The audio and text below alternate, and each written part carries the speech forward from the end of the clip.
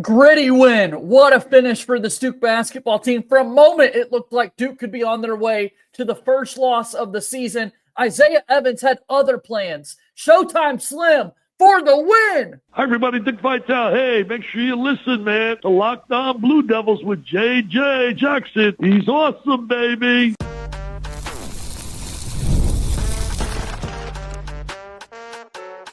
You are Locked On Blue Devils, your daily podcast on the Duke Blue Devils.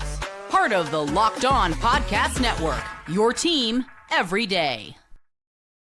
Hello, everybody. Welcome into another episode of the Locked On Blue Devils podcast. My name is JJ Jackson. So great to have you here with us today on Wednesday, December 3rd, 2025. Locked On Blue Devils is your one-stop shop where we discuss everything going on inside the life of Duke athletics. On today's show, Kevin Connelly from Ball Durham is here with us. We're recapping the win over Florida in the ACC-SEC Challenge. Blue Devils win 67-66. Isaiah Evans, the game-winning three-point bucket for the Blue Devils, who earned the victory to improve to 9-0 on the season. Duke had as large of a lead as 15 points. Florida battled all the way back to take the lead, but Duke clutched it out. They got the victory over the Gators, so we'll break down all of that with our guy Kevin Connelly here on the show. If you haven't done so already, please be sure to follow and subscribe to Locked On Blue Devils for free, wherever it is that you get your podcast. Go ahead and leave us a 5-star rating and written review. And remember, you can watch our show each and every day on YouTube. Subscribe to our YouTube channel, like this video, share it with your friends, continue to support what we're doing here at Locked On Blue Devils. Shout out to all of you everydayers out there. You guys mean so much to us. So without further ado, let's get Kevin here onto today's program. Excited to break it all down. And Kevin, it looked for a moment there like we were going to be talking about the first loss of the season for Duke. The Blue Devils had other plans. They pick up a very impressive 1-point victory over the Gators in Cameron Indoor. JJ, really, since the opening few minutes of that second half where Florida was down 12 going into halftime and Duke comes out and gets that first bucket of the second half, and then it's I think it ended up being a 9-0 run for Florida, or a 7-0 run to get it back within 5 points. Since that moment, I don't think I was ever comfortable with Duke winning this game until Malik Brown's tipped inbound pass at the end. Even after the Isaiah Evans shot, it just felt like Florida had all the momentum. Florida was the better team for the final 16 minutes, or really the final 18 minutes. But Duke pulled it out. That first half cushion certainly served them well. And you could feel good going into East Lansing that you're still undefeated, but there's a lot to clean up and a lot to work on. And I think a lot of concerns came to the forefront about this Duke team in this 1-point win. Well, let's talk about it. I mean, we look at this game in particular in the lead up to it, so much chatter about the size of Florida. And my goodness, man, watching this game unfold in real time, that's so real, Kevin, when you think about what they've got in Hand-Glockton, also Chinyulu on the inside, Thomas Houck, what he's able to do in Alex Condon. I mean, the front court was incredible. And for the first time this season, Duke was not afraid to tinker with and run extended minutes with all of Cayden Boozer, Pat Ngongba, and Malik Brown out there on the floor. Florida's ability to offensive rebound was something that Duke clearly was not happy with how it played out, but credit to Florida for using their size to their advantage, and Jon Scheyer and his coaching staff being like, look, we've got to try this. We've got to put bigger bodies out there against this big front court. Well, I think, JJ, you have to look first at the beginning of the game where the starting lineup changed and Dame Sarr comes off the bench for Nick Hamenia, and Hamenia gets a bad break in those first couple of minutes where he looks like he steps on a Florida player after a rebound and rolls his ankle and was kind of limited from there. You saw him come back in the game, which was a good sign, certainly. But I think Hamenia was kind of outclassed in this game, both physicality-wise and from a size perspective. But we talked about it on Thanksgiving night, JJ, when we said, would Jon Scheyer tinker with the starting lineup? And we both kind of agreed that it's not something he normally does, but he gave credit to Hamenia, and he gave him that bone of starting because he was doing all the things that don't really show up and coming up with the big rebounds and boxing out and doing all the small stuff. So he starts in place of Dame Sarr, but quickly I think Jon Scheyer realized that you need three physical veteran bodies in there against Florida's front court. And for as good as Jimenez has been, the ankle injury, I think, limited him in this game. And the fact that he's a freshman going up against these sophomores, juniors, seniors of Florida's front court, Duke just needed veterans in there. I don't know how much you're going to see of Boozer, Ngongba, and Brown again this year, but on a night like tonight, you needed it, and they needed to have that production out there. It played out well, man. And there are going to be things that we'll continue to nitpick on because you have to when you look at this. This was one of the worst three-point shooting days that Duke has had in quite some time. I'm going even beyond this season. Clearly one of the worst outputs that they've had shooting the ball from the outside this year until the very end when Showtime Slim does what he does best and knock down a three ball from the top of the key. Duke ran a good set to get him a clean look. So get to that in just a moment. But I do want to talk about not the veteran, but the rookie, the freshman, Cayden Boozer. My goodness, how fortunate Duke is to have Cam on our side of things in a game like this.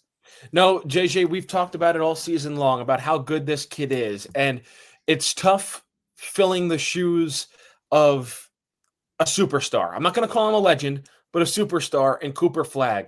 And Cayden Boozer, I think, maybe has exceeded it to this point in the season just because Cooper Flagg, in my opinion, was working with a much more talented cast around him than Cayden Boozer is. And the fact that Cayden Boozer is putting up these numbers, knowing that he's basically number 1A and 1B and maybe even 1C on guys to slow down on this Duke team, and he still finds a way in this game to put up 29 points is really impressive. Now, there were times in this game where I thought he was too reliant on the three-point shot. Now, it came back as a good sign that he was relying on that three-point shot with 2 minutes ago when he hit that big three when Duke was only up one, or when it was tied, to push it to a three-point lead, 62-59.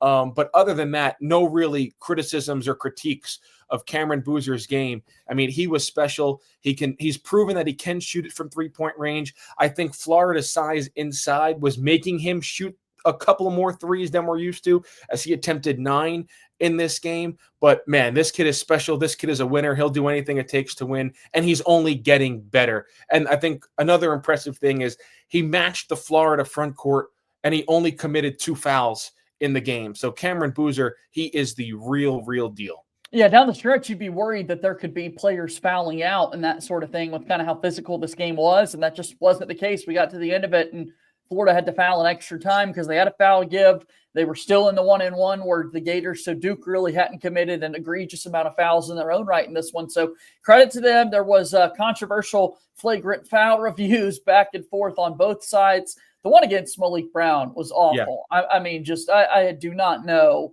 how in the world you end up with that being a flagrant foul. Yeah, I didn't get that at all either. But then I'm glad that once there was a similar call that went against Pat Ngongba that they ended up reviewing, I'm glad the refs were consistent, because I didn't think Malik Brown's foul was worthy of being upgraded to a flagrant, and I think it was Hauk. I didn't think that was necessarily worthy of being upgraded to a flagrant, but the fact that they upgraded Brown's and they upgraded Hauk's, I was fine with both because it showed consistency to me, at least. For sure. It was even, and we'll just move on with that. But yeah, when Malik Brown's here and Alex Condon brings his arms up with the basketball, of course, Brown's arm that's also on the ball is going to come up in the process as well. But I don't know. I'm not an official, so we'll leave it there at that. All right, 1-point win for Duke.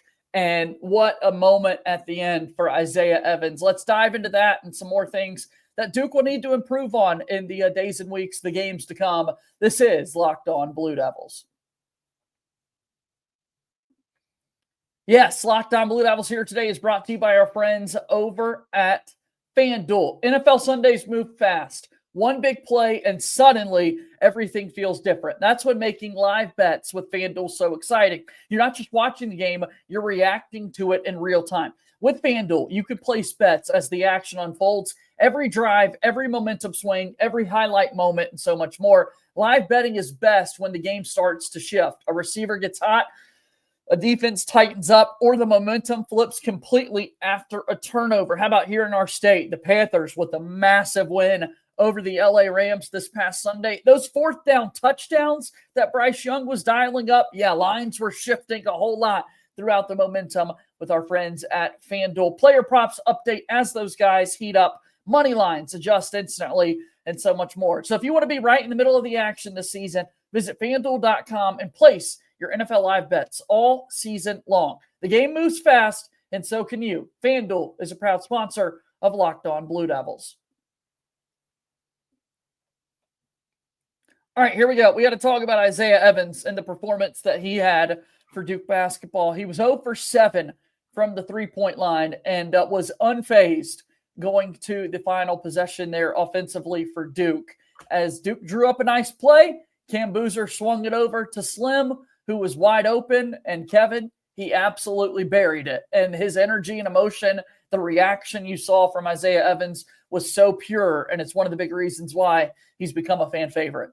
Oh, absolutely. And, before he hit that shot, I was so conflicted on how to break down this game from Isaiah Evans because he didn't have it from three-point range. But, JJ, I thought he impacted the game in other ways. I thought when Florida was over-aggressively defending, not letting him get three-point shots up, I thought there were times where he took what the defense gave him and got to the basket and made layups. And there were other times where he forced three-pointers up. But then you look on the defensive side, and he got recorded 5 blocks in this game. Career high.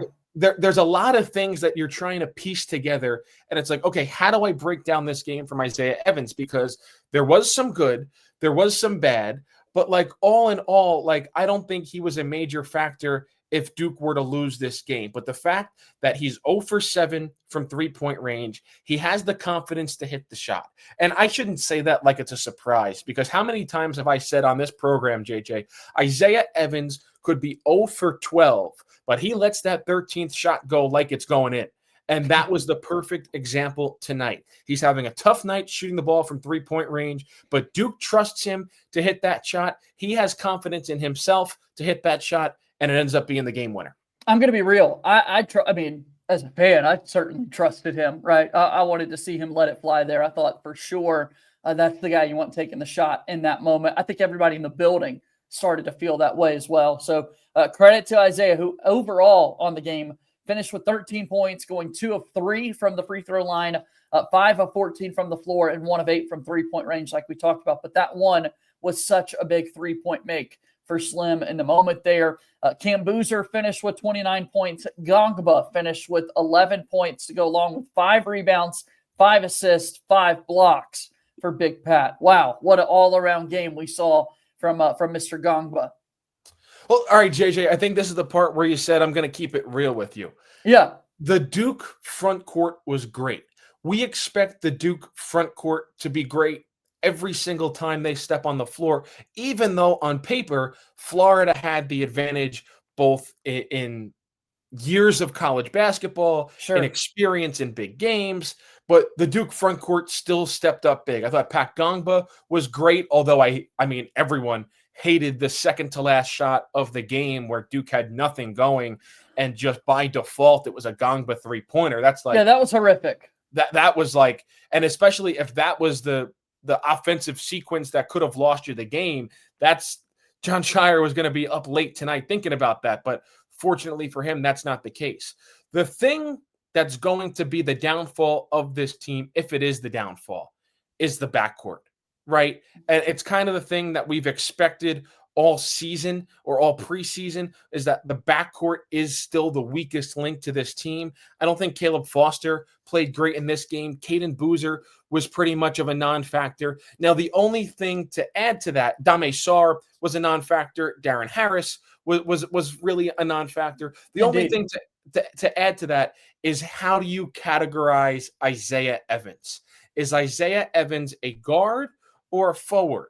And you don't need to answer that now, but even with Isaiah Evans, if you lump him in as a guard, he has the ability to go 6 of 8 from three-point range. He has the ability to go 1 of 8 from three-point range. So it feels like with this backcourt, it's either feast or famine.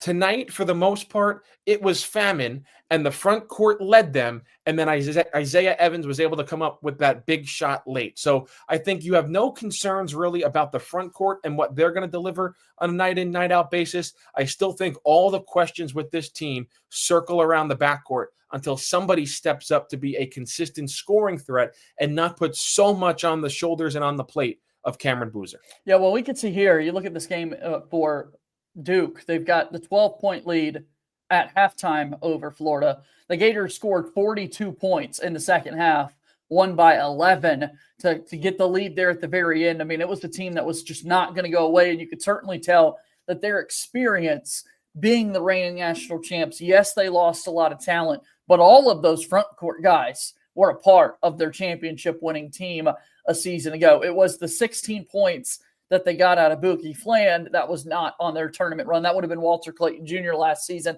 And then going into it, like we said, Xavier Lee making the jump up from Princeton goes 1 of 10 from the floor, 1 of 6 from three-point range, just 4 points. Remember, this is a guy, Kevin, that Duke was hosting for visits. Like, definitely wanted him to come and be a part of the mix. And, yeah, you could tell it's kind of been a tough jump up to major college basketball for Xavier Lee. Duke, yeah, I mean, it really has. They weren't outplayed necessarily by guards of the opposition, right? It was Thomas Houck who did so much of it. And then in the first half, Boogie Fland was also a total miss. Like, he was nowhere to be found, really. In the second half, Boogie Fland was the best guard on the court. Sure.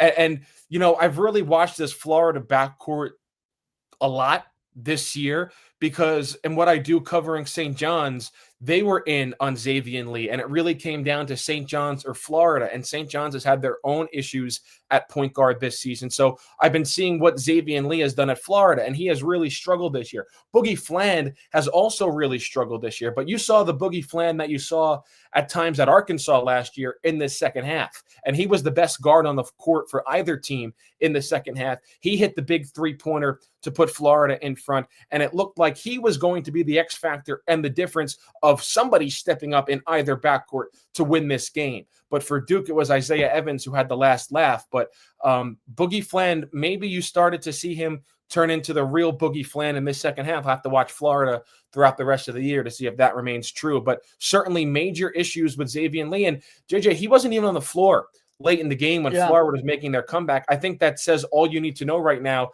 about the trust level Todd Golden has in Xavier Lee. All right, let's go to somewhere else for Duke to improve here moving forward. 9-0. Again, we can find blemishes in a team with an undefeated record, although I do want to recognize the non-conference games Duke has played already. Like, shout out to the Blue Devils for winning these games, And also, let's go back to a season ago. I want to make this point too. Duke didn't have a win in close game situations like this. Did not have a win. The Blue Devils were 0-4 in games decided by 5 points or less. They lost the game in the Final Four against Houston in a similar situation. Here it is, a 1-point victory for Duke. This is huge experience for them to build on. Yes, and I think Jon Scheyer, it gets a bad it's not a reputation, but a bad conversation around him that he's only a recruiter. He's not a great X's and O's coach.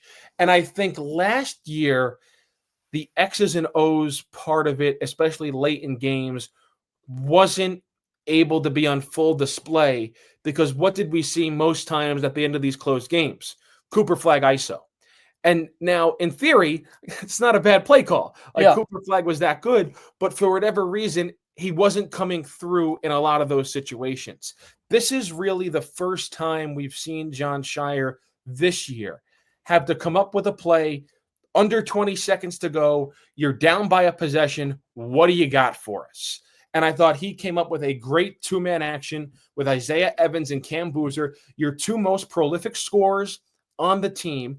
And the double went to Boozer, as you would expect, because Florida, I think in that moment of the game, they were kind of content with Evans taking the three because he was 0 of 7. Yeah. So the two defenders go with Boozer off the screen. He gives it back to Evans. He has some space, and he buries it. So I think it was a great play call from Jon Scheyer. I think of all the guys on the floor, those are the two guys you trust the most. I don't know if you necessarily want the ball in the hands of Caleb Foster in a moment like that, although he was really good against Arkansas on Thursday. It worked to perfection, and Jon Scheyer, credit where credit is due, he came up with a big play call, and its players executed it perfectly down the stretch.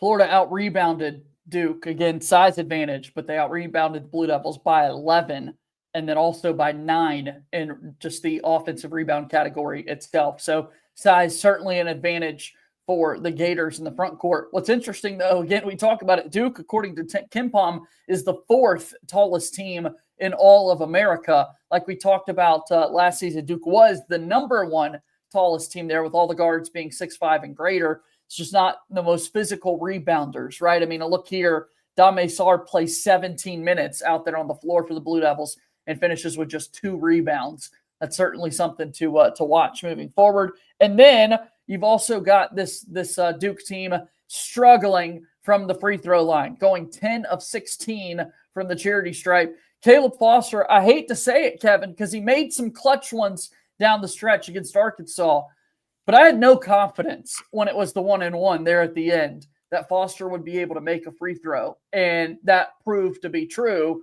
Florida had the chance at the very end. Thankfully, a Malik Brown deflection ended the game, but got to figure out a way to shoot these free throws more confidently and make them.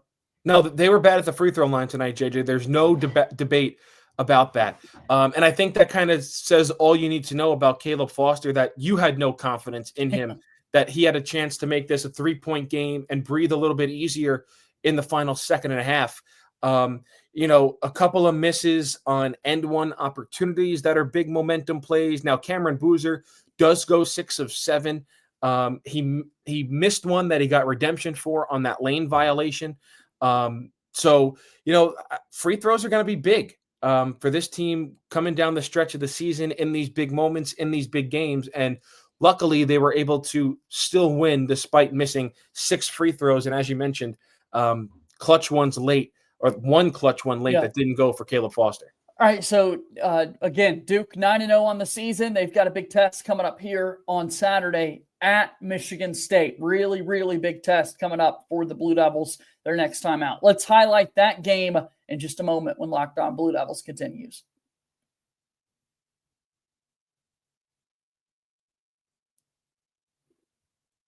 Guys, thank you so much again for making Locked On Blue Devils your first listen and your first watch here today. For your second listen, make sure that you go ahead and check out the Locked On ACC show. Alex Dono and Kenton Gibbs do a great job breaking down the ACC, everything you need to know from football, basketball, all the sports, and so much more. Also, check out Locked On College Basketball. Isaac Shade and Andy Patton, they're going to give you every update you need to know in this SEC-ACC Challenge. Going to be real pleased with the Duke result over Florida. So go check out Locked On College Basketball on YouTube or wherever it is that you get your podcasts. Kevin Connelly's here with us from Ball Durham, talking about, again, a Duke win over the Florida Gators by 1. The Blue Devils are 9-0, and now, Kevin, they head on the road, a true road matchup coming up here for Duke against Michigan State, the second such game of the season for the Blue Devils. Remember, they played a true road game at Army, which you got a chance to be in attendance for. But this is going to be a much more difficult game that Duke's got coming up on Saturday. Oh, 100%. I think Michigan State is playing like one of the 5 best teams maybe in the country right now, and just absolutely steamrolled Iowa in their first Big Ten game earlier tonight. They dominated North Carolina. They dominated Kentucky. They've already beaten Arkansas. So this is a seasoned Michigan State team. They have an outstanding guard who could really cause Duke a lot of trouble in Jeremy Fears Jr. So it's a big game, I think, for Caleb Foster and Cayden Boozer. Are they going to be ready to go?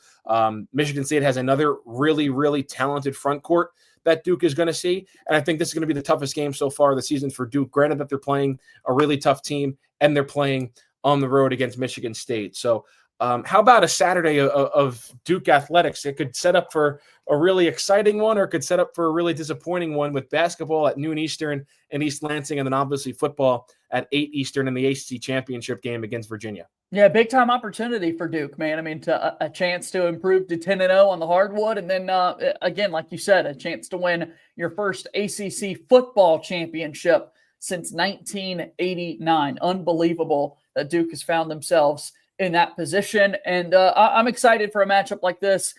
Basketball speaking, about Caleb Foster going up against a premier guard like Jeremy Fears Jr., like you said. Cayden Boozer, I want to note that against Florida, he only played 10 minutes. Against Arkansas, Cayden Boozer only played 8 minutes of action. So the last 2 games, there has been a major discrepancy once again in the minutes distribution there at that lead guard spot. I think that opens up for a larger conversation about Cayden Boozer because right at beginning of the season, I shouldn't say beginning of the season, we're still technically in the beginning of the season. But isn't like that fun to think about? We got a lot of ball left to go, man. But just a couple of weeks ago, we're talking about him. Is he emerging as point guard 1? Is he emerging as a starting backcourt player with Caleb Foster? And the two of them are out there to begin games. And now, granted, Arkansas has a lot of electric guards, but Florida on paper doesn't, with the exception of how Boogie Flan played in the second half. So I'm still trying to formulate my own opinion on what to make of Cayden Boozer not getting a lot of time and in these last 2 games, and how that probably doesn't bode well for him getting a lot of minutes against Michigan State in a true road game. So like I said just a couple of minutes ago, the biggest questions with this team remain in the backcourt. And I don't know what they can do to kind of silence those questions. Obviously, if Caleb Foster keeps pounding out games like he had against Arkansas, that'll certainly silence some of those critics and some of those questions. But I think they're going to linger until they can prove that they can handle really, really good guards and have games that they play well, like against Arkansas, against these elite athletes. Yeah, and we look at this team, Darren Harris even got a chance to play 9 minutes against Florida. And what does he look like in the game against Michigan State coming up on Saturday? But in those 9 minutes, Darren Harris did not take a single shot, had 3 rebounds, committed a foul and a turnover. But it's like, hey, man, Darren Harris is out there to do one thing, and that's shoot the basketball from the outside. And there was one opportunity that he was trying to get into a shot, and that ultimately resulted in that 1 turnover that I just mentioned. But there are moments here offensively where Duke's still trying to figure some things out. And I think that goes back to, Kevin, what we're saying. It is still relatively early in the season. And the whole time I'm watching the game, I'm like, man, the offense gets better every single year. By the end of the season, what more adjustments can Duke make? If this is what they look like right now, the optimist in me is incredibly excited for what this offense could look like in the future. I still think the X factor is Dame Sarr, and I've said since the summer it's going to take time for him to adjust. I don't know if I even necessarily thought the learning curve was going to be this staggered, where he doesn't start this game and he goes scoreless again and only takes 1 shot in 17 minutes. But it feels like that's the X factor. If he can get going, if he can provide some type of positive impact, then this offense can kind of, everyone settles into place. Maybe Caleb Foster is a little bit more confident and they don't have to ask him to score the basketball as much as they are right now. So I still think it all comes back to Dame Sarr. All right. I'm excited to see this team in action on Saturday against Michigan State. And then, like we said, a football team going for the ACC title for the first time since 1989 on Saturday night against Virginia. Kevin, you've got a lot of things that keep you busy this time of year between your work at Ball Durham, the Believe in Duke Football podcast. Kind of how can people support you? Where can they follow along? Yep, you can come read all my thoughts on this Duke basketball team over at balldurham.com. Have stuff up there just about daily on the website. And then 3 times a week, you can hear me on the Believe in Duke Football podcast. Special guest coming on this Wednesday episode. Not going to give it away, but I have a big-time special guest talking about this Duke win over Florida and the football ACC championship game. You can get that podcast on Apple Podcasts and on Spotify as well. See you soon, Kev. Thanks for being here. Thanks, JJ. All right, that's Kevin Connelly from Ball Durham joining us here on today's episode. Go support all the work that Kevin does. Appreciate him taking time out of his schedule so frequently to join me here on Locked On Blue Devils. And thank you to all of you guys, the everydayers.